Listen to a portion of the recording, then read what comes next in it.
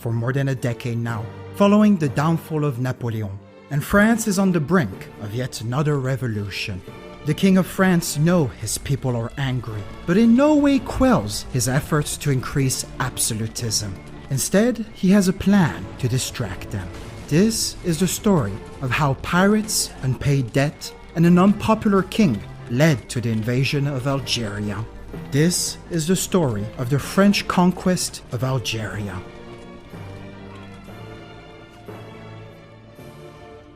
In the beginning of the 18th century, the might of the Ottomans that had once threatened the very core of the Christian world was long gone, and the empire had started slow decline into becoming the sick man of Europe. And while it still held some influence in northern Africa, the towns of Alger, Tunis, and Tripoli had long become independent in all but name. Without a large, centralized authority, the Berber pirates, which used these towns as bases for their raids, had gained a significant amount of influence.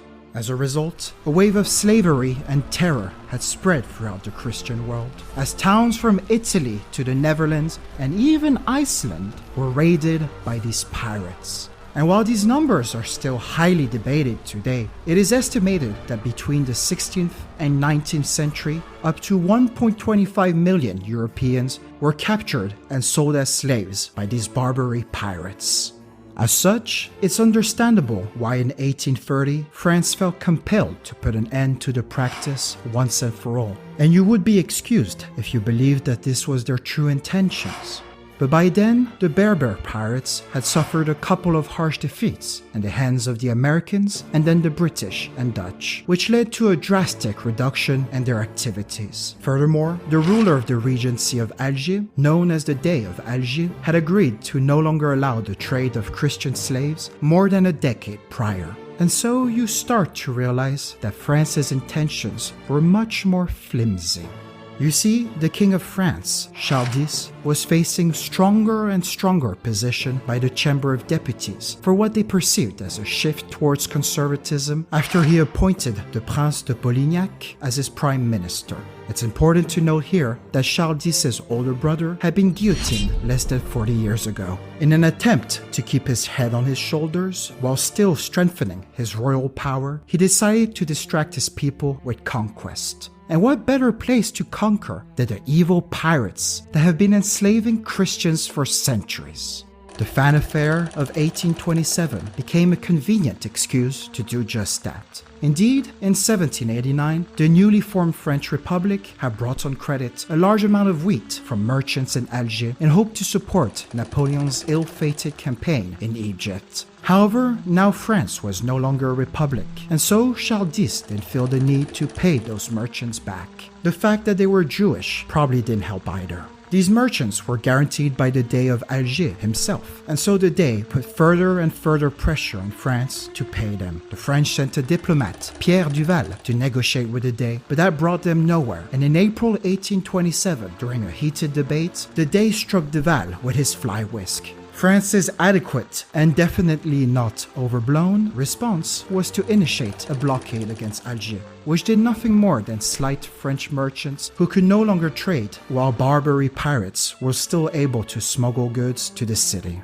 Finally, in 1830, after the Dey had directed cannon fire towards the ship of a French ambassador, but mostly seeing the growing discontentment of his people towards his rule, Charles X decided that stronger actions were required and decided to order the conquest of Alger. On May 16, 1830, Amiral Duperré, at the head of a fleet of 600 ships, left the port of Toulon and headed towards Algeria. A month later, Général de Bourmont landed with his 34,000 men at the town of Sidi Frege, 20 kilometers west of Alger. And while the Dey was able to raise an army 45,000 strong, he overestimated his strength and ended up using only half of them. Furthermore, his troops were less organized and poorly equipped compared to their French counterparts. Needless to say, the invasion didn't take long, and the Dey surrendered the city on July 5th and fled to exile in Naples. In less than a month, France had ended the 300 years long rule of the Ottomans over the city. Charles X learned about his victory 4 days later, The great and quick victory that he had hoped for did indeed occur, and as he had hoped for, the victory was wildly popular among his people. What he didn't expect, though, was to end up deposed less than 2 weeks later, following a swift revolution known as the July Revolution. Ironically, the revolution was only so swift because the troops that usually defended Paris were busy taking over Algiers. And so it was his successor, Louis-Philippe Ier, that ended up reaping the rewards of this conquest, bolstering his already wild popularity as he was known as the Citizen King. So much so that despite the anti-colonial sentiments of the now liberal government, one couldn't really overlook the popularity boost it brought them, the definite ending of piracy in the region, and above all, the 55 million francs they had gained for the plunder of Algiers. But while the conquest of Algiers was a relatively easy task, colonizing and pacifying the whole of Algeria would soon become an arduous and bloody undertaking. From the get, Algiers, despite promises of protecting the liberties, properties, and religious freedoms of the inhabitants, anti-colonial resistance was only further strengthened by the expulsion of all remnants of Turkish authority, which created a power vacuum in which France's strongest opposition would quickly arise. An opposition they would have to deal with for the next century. Following the July Revolution, General de Bourmont attempted to sail back to France in order to put Charles X back to the throne. But his soldiers, as well as Amiral Duperré, refused to do so, and de Bourmont fled to exile to be replaced by General Clausel. From there, France started a campaign of restrained occupation that was limited to the coastline, as they were harassed by the local Arab and Berber tribes whenever they tried to push inland. An early example of this was when Clausel took over the town of Médéa, which quickly ended in a forced retreat following constant harassment by the Kabyles, a local Berber tribe, and uprising by the townspeople. Less than a year later, the Kabyles were once more able to harass the French troops into retreating, and were so successful in doing so that the French fled back to Algiers in a disorderly panic. The victory fanned the flames of resistance, which led to numerous attacks against colonial settlements in the following months. However, by then, France had a large financial interest in expanding into Algeria, as they had subsidized European settlements in the region, especially in the soil-rich plain of Mitidja, and started to develop their colonial presence by building a local administration and recruiting Zouaves, native auxiliaries to the French forces. And so France couldn't afford to stop expanding, and after a series of appointed and quickly dismissed generals, Louis-Philippe finally appointed the Duke of Rodrigo at the end of 1831. With him, France was able to retake the town of Bonne and Bougie, towns which General Clausel had lost due to local Berber resistance. However, his methods were brutal, too brutal, and so he was replaced in 1833 by the Baron de Waraul. Finally, on June 22, 1834, France formally annexed the occupied areas of Algeria, which held 2 million people, or 2/3 of Algeria's population back then. That same year, Waraul was replaced by the Général Drouet d'Erlon, who was made the first governor of French Algeria with the task of dealing with a rising new threat, Abdel-Kader.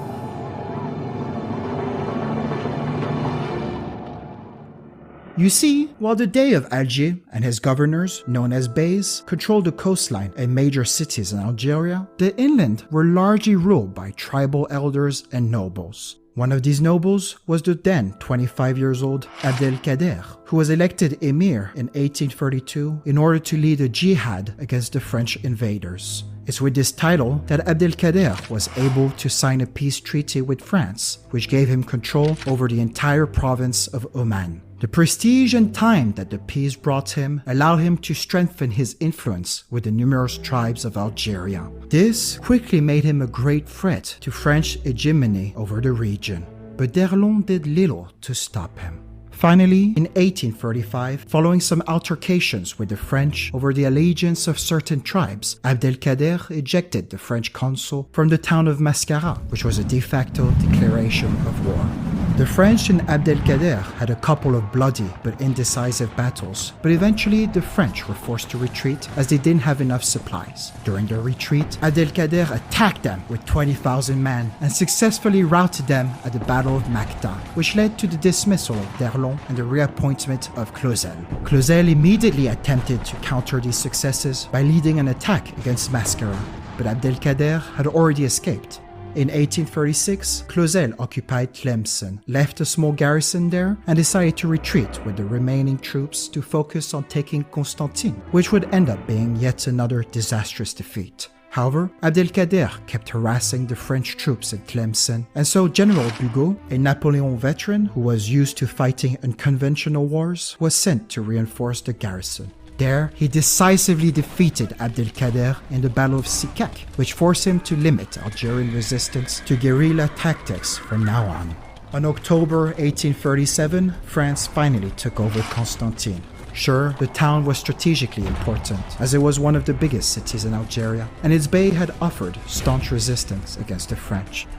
But above all, King Louis-Philippe was hoping that the victory would give him enough popular support to dissolve the Chamber of Deputies. And at this point, you come to realize that the French conquest of Algeria was more driven by politics than anything else, really. Despite France's victory at Constantine, Abdelkader's guerrilla tactics were inflicting severe losses on France. And so, on May 1837, Bugeaud signed the Treaty of Tafna, which recognized Abdelkader's control over much of the interior of Algeria. Once more, this further bolstered his influence with the local tribes. And when France broke the treaty in late 1939 by marching through a mountain gorge known as the Iron Gates, Abdelkader used this as an excuse to renew calls for jihad. However, by then, the French were no longer messing around and had adopted harsher and more effective tactics implemented by General Bugeaud, who had now been appointed as governor of French Algeria. These tactics took much from Abdelkader's own guerrilla tactics, with an added bonus, a brutal scorched earth policy which devastated the Algerian population. As Bugeaud described, "We fire little gunshot, we burn all douars, all villages, all huts. The enemy flees across, taking his flock." Colonel Montagnac perhaps summarized it best by stating that the purpose of pacification was to destroy everything that crawled at our feet like dogs. Entire Algerian tribes were, at best, forcefully deported to other places, sometimes as far as Guyana, and at worst entirely massacred, as what happened to the Ouled Ria tribe in June 1845. To avoid the brutality of the French army, the 760 people-strong tribe had taken refuge in the cave of Dara. To smoke them out, Colonel Aimable Pélissier ordered the construction of a large wooden pyre at the entrance of the cave, which burnt throughout the night. The following morning, they found out that all 760 men, women, and child, as well as their livestock, had died. When asked about it, Pélissier replied, "The skin of one of my drums have more value than these 760 people." Eventually, he became a Marshal of France, the highest rank in French military, but not before his army massacred 2,300 Algerians, or 2/3 of the city of Laguat, following its capture in 1852. Following his trip to Algeria, French philosopher Alexis de Tocqueville, who once favored the conquest of Algeria, harshly criticized France's brutality by writing, "We make war in a much more barbaric manner than the Arabs themselves. It's on their side that one finds civilization." In total, the French conquest of Algeria, along with the diseases and famines it brought, killed an estimated 15 to 30% of the Algerian population. The French themselves paid a heavy price as their losses, both civilian and military, neared 500,000. Eventually, Abdelkader was forced to flee to Morocco in the face of growing French involvement in the region, as French troops now amounted 160,000. After a Franco-Moroccan war that lasted less than a dozen days, the Sultan of Morocco outlawed Abdelkader from his entire kingdom, and ultimately he was forced to surrender in 1847. Despite being promised that he could enter exile in the Middle East after he surrendered, France held him captive until 1852, before letting him go to Damascus. There, Abdelkader kept fighting for human rights, and without any resentment to the Christian nations that had destroyed his homeland, he saved the lives of thousands of Christians during the anti-Christian riots of 1860, which had killed 3,000 Christians until then.